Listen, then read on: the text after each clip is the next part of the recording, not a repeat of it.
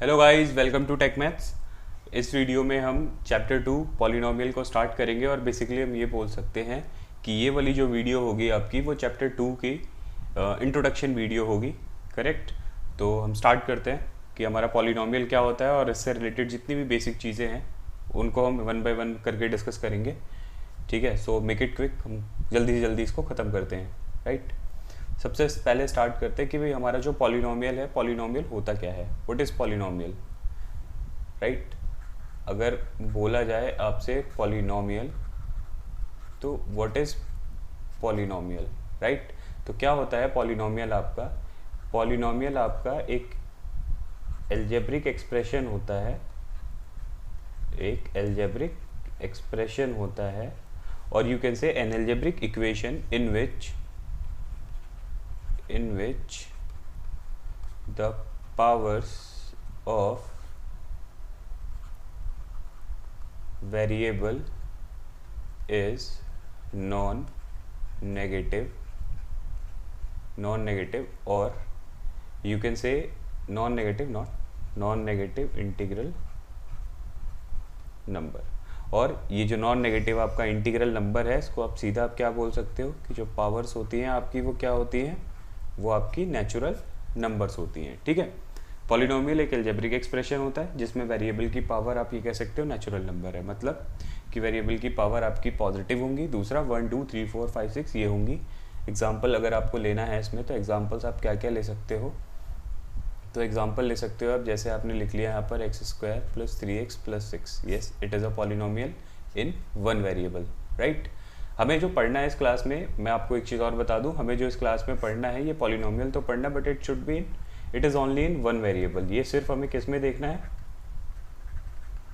One variable में पढ़ना है हमें, इससे ज़्यादा नहीं पढ़ना। ठीक है।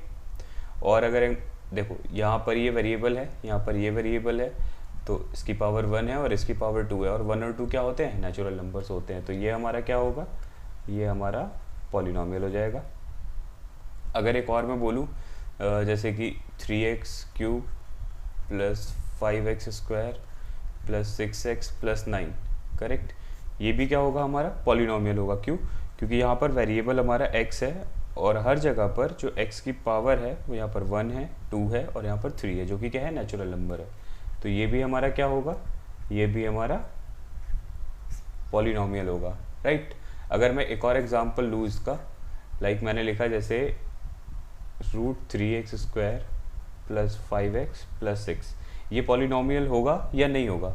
तो बहुत सारे बच्चे बोलेंगे सर ये पॉलिनोमियल नहीं होगा, बिकॉज दे थिंक कि अगर ये जो हमारा कॉफिशिएंट है, अगर इनकी पावर फ्रैक्शन में या डेसिमल में आ जाए या नॉन नेगेटिव हो जाए तो वो ये जो हमारा इक्वेशन जो लिखा रहेगा ये पॉलिनोमियल नहीं होगा। But actually what it is कि सिर्फ हमें वेरिएबल से मतलब है, उनसे रिलेटेड जो कॉफिशिएंट्स हैं उनसे मतलब नहीं है। चाहे उनके ऊपर अंडर रूट हो, चाहे वो नेगेटिव हो, चाहे उनकी पावर कुछ भी हो, कोई फ़र्क नहीं पड़ता। फ़र्क किस चीज़ से पड़ता है, तो सिर्फ इस चीज़ से पड़ता है कि जो आपकी वेरिएबल की पावर है आपको वो देखनी है। तो यहाँ पर भी क्या है, 2, और यहाँ पर कितनी है, 1। Again it is also a polynomial. I am taking one more example. अगर मैं एक और एग्जाम्पल लूँ, जैसे कि मैंने लिखा 3√x + 5, क्या मेरा ये पॉलिनोमियल है क्या? अब बच्चे हो जाएंगे कंफ्यूज, सर यहाँ पर तो x की पावर 1 है, इसका मतलब क्या, इसका मतलब ये पॉलिनोमियल होगा। But actually the thing is ये पॉलिनोमियल नहीं है, और ये क्या हो जाएगा, ये गलत हो जाएगा। क्यों नहीं है पॉलिनोमियल? देखो इस 3, ये जो √x है आपका, इसको आप लिखोगे x raised to the power 1/2 + 5, and 1/2 is not a positive integral number, is not a positive integral number। ये पॉजिटिव तो है बट ये इंटीग्रल नंबर नहीं है। राइट। अब ये पॉजिटिव हटा के यहाँ से ओमिट करके आप सिर्फ कितना लिख सकते हो, इंटीग्रल नंबर नहीं है। इंटीग्रल नंबर मतलब simply just 1 2 3 4 5 and so on. ठीक है। तो ये 1/2 है, इसीलिए ये पॉलिनोमियल नहीं होगा, नॉट अ पॉलिनोमियल। देखो यहाँ से पॉलिनोमियल का बेसिक आइडिया लग गया होगा। मैं इस पर पॉलिनोमियल के ऊपर ज़्यादा नहीं जाऊँगा, बिकॉज आपने 8th में पॉलिनोमियल शायद पढ़ा होगा, 9th में तो पढ़ा ही है पॉलिनोमियल आपने, चैप्टर 2 था 9th में भी, और 10th में भी चैप्टर 2 है। तो वहाँ पर हमने बेसिक डिस्कस कर लिए थे कि पॉलिनोमियल क्या होता है, पॉलिनोमियल के ज़ीरोज़ क्या होते हैं, ठीक है, पॉलिनोमियल के ज़ीरोज़ किस तरह से फाइंड करे जाते हैं। बट अभी यहाँ पे क्या है, उससे एक स्टेप हल्का सा आगे है। तो बस ये था कि आपको एक बार बेसिक रिकैप हो जाए कि क्या बोलते हैं पॉलिनोमियल आपका होता क्या है। तो ये यहाँ पर रिकैप हो गया, ठीक है, अभी समझ में आ गया होगा। अब क्या होता है, आपका जो पॉलिनोमियल होता है उसका क्लासिफिकेशन किस तरह से है ना, इसका जो क्लासिफिकेशन है वो क्लासिफिकेशन है किस तरह से, बहुत ही क्विक करेंगे इसको, क्योंकि ये वो चीज़ें हैं जो कोई नहीं बताता, बट फिर भी नॉलेज होनी चाहिए इन चीज़ों की, राइट। क्लासिफिकेशन कैसे होगी, तो देखो दो चीज़ों पे होता है पॉलिनोमियल का classification, on the basis of degree, on the basis of degree, and second one is wait a minute,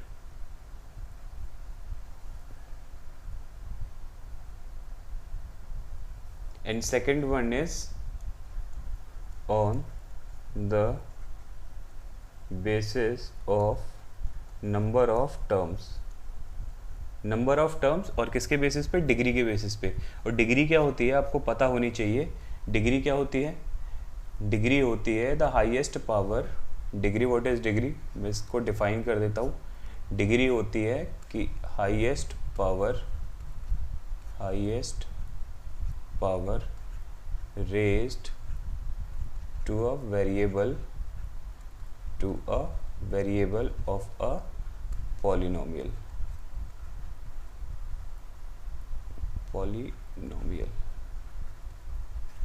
मतलब एक पॉलिनोमियल में जो वेरिएबल्स हैं उनकी जो हाईएस्ट पावर होगी वो हमारी डिग्री होगी। एग्जांपल के लिए अगर मैंने एक पॉलिनोमियल लिखा 3x³ ये मैं एक एग्जांपल लिख रहा हूँ सिर्फ यहाँ पर, 3x³ + 5x + 6, करेक्ट। यहाँ पर मेरा वेरिएबल है x की पावर 1, यहाँ पर है x की पावर 3।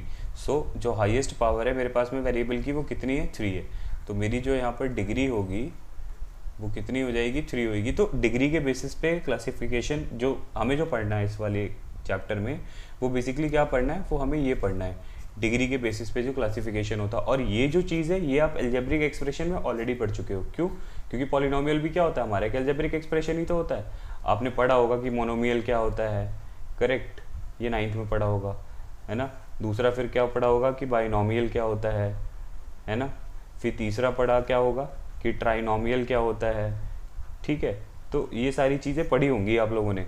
मोनोमियल मतलब जिसमें सिंगल टर्म हो, बाइनोमियल मतलब जिसमें 2 टर्म हो, और ट्राइनोमियल मतलब जिसमें 3 टर्म हो। और अगर 3 से ज़्यादा हो जाए तो उसको हम पॉलिनोमियल बोल देते हैं, ठीक है। अभी जो है डिग्री के बेसिस पे इसको किस किस पार्ट में कैसे कैसे क्लासीफाई करा गया है वो हम देखते हैं।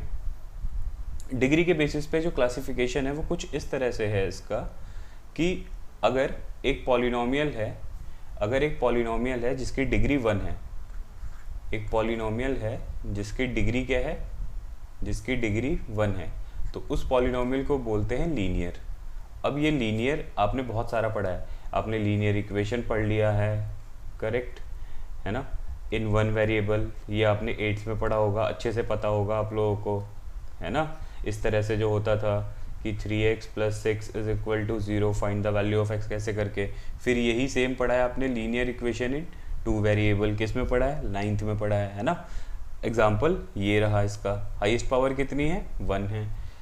उसके बाद आपकी आ जाती है अगर डिग्री 2 है, अगर डिग्री 2 है तो उस पॉलिनोमियल को बोलते हैं क्वाड्रेटिक पॉलिनोमियल। उसको हम क्या बोलते हैं, क्वाड्रेटिक पॉलिनोमियल्स। अब ये क्वाड्रेटिक पॉलिनोमियल्स क्या होते हैं और ये किस तरह से होते हैं, तो देखो इनकी जो स्टैंडर्ड फॉर्म होती है वो किस तरह से होती है, तो वो होती है y = ax² + bx + c। ये इनकी स्टैंडर्ड फॉर्म है, जहाँ पर आपका ये जो a है और ये जो b है, यहाँ पे मैं लिख भी देता हूँ, जो हमारे a और b हैं ये हमारे क्या हैं, ये हमारे कोफिशिएंट्स हैं। और जो हमारा इसमें c है वो c क्या है, हमारा कांस्टेंट है, करेक्ट, ठीक है। ऐसे ही अगर आपकी डिग्री 3 हो जाए, अगर आपकी डिग्री कितनी हो जाए, डिग्री आपकी 3 हो जाए, ठीक है, तो ये जो क्वाड्रेटिक था अब ये क्या हो जाएगा, अब ये क्यूबिक पॉलिनोमियल हो जाएगा, करेक्ट। और जो हमारा क्यूबिक पॉलिनोमियल होता है उसकी जो स्टैंडर्ड फॉर्म होती है, उसकी स्टैंडर्ड फॉर्म क्या होती है, तो स्टैंडर्ड फॉर्म होती है y = ax³ + bx² + cx + D, ये इसकी स्टैंडर्ड फॉर्म होती है, जिसमें कि हमारे ए, बी और सी क्या है, वही कोफिशिएंट्स, और जो हमारा डी है वो यहाँ पर क्या है, कांस्टेंट है। और अगर आपकी डिग्री 3 या 3 से ज़्यादा हो जाए, सॉरी 4 या 4 से ज़्यादा होता है, उसको हम काउंट करते हैं बाई क्वाड्रेटिक में। एक फोर्थ और होता है, इसको हम क्या बोलते हैं, अगर हमारी डिग्री जो है, if our degree is greater than 4 और ग्रेटर देन इक्वल टू 4, तो उसको हम बोलते हैं बाई क्वाड्रेटिक पॉलिनोमियल, करेक्ट। उसमें क्या है, डिग्री 4 और 4 से जो जितनी बड़ी होती है उसको इसमें काउंट करा जाता है, ठीक है। अभी क्या है, इस क्लास में क्या पढ़ना है आपको, 10th क्लास में क्या पढ़ना है पॉलिनोमियल में, क्योंकि 9th में आपने ज़ीरोज़ निकालना पड़ा था कि आप किसी पॉलिनोमियल का ज़ीरोज़ कैसे निकालोगे। क्या था, तो या तो अगर हमारी क्वाड्रेटिक पॉलिनोमियल है तो मिडिल टर्म स्प्लिट कर सकते हैं, करेक्ट। क्यूबिक पॉलिनोमियल है तो हम क्या कर सकते हैं, long division method and integral method use करके हम सॉल्व कर सकते हैं, इसके ज़ीरोज़ निकाल सकते हैं। तो जब आपको ज़ीरोज़ निकालने आ गए, है ना, जब आपने ज़ीरोज़ निकालने सीख लिए और आपको पता है कि स्टैंडर्ड फॉर्म भी क्या होती है किसी भी पॉलिनोमियल की, तो बेसिकली इस वाले क्लास में जो पढ़ना है आपको 10th क्लास में, तो जो आपके ज़ीरोज़ होंगे और ये जो आपके कोफिशिएंट्स हैं और ये जो कांस्टेंट टर्म्स हैं, इन ज़ीरोज़ और इन कोफिशिएंट्स और कांस्टेंट टर्म्स के बीच में रिलेशन क्या होता है वो आपको इस वाली क्लास में पढ़ना है, ठीक है। तो ये हमारी बेसिक और एक बहुत ही छोटी सी इंट्रोडक्शन वीडियो थी पॉलिनोमियल की। आई होप ये आपको पसंद आया होगा और थोड़ा थोड़ा आपको रिकैप भी हो गया होगा कि पॉलिनोमियल क्या होता है, कितने टाइप का होता है, क्लासिफिकेशन किस तरह से है। अब जब हम अगली क्लास में आएंगे तो we will start the quadratic polynomial. हम इसका रिलेशन पढ़ेंगे, इसका जो ग्राफिकल इंटरप्रिटेशन होता है वो पढ़ेंगे, किस तरह से इसको रिप्रेजेंट करा जाता है ग्राफ पे, उस फॉर्म का क्या नाम है, हम ये सारी चीज़ें डिटेल में डिस्कस करेंगे। तो हम यहाँ से स्टार्ट करेंगे नेक्स्ट वीडियो में, ठीक है। और गाइज, अगर आप लोगों को मेरी वीडियोस पसंद आती हैं तो please like, share and subscribe, and it will be very helpful and motivating for me to make more such videos so that you can grow or you can score good in boards exam. Till then, bye bye, tata.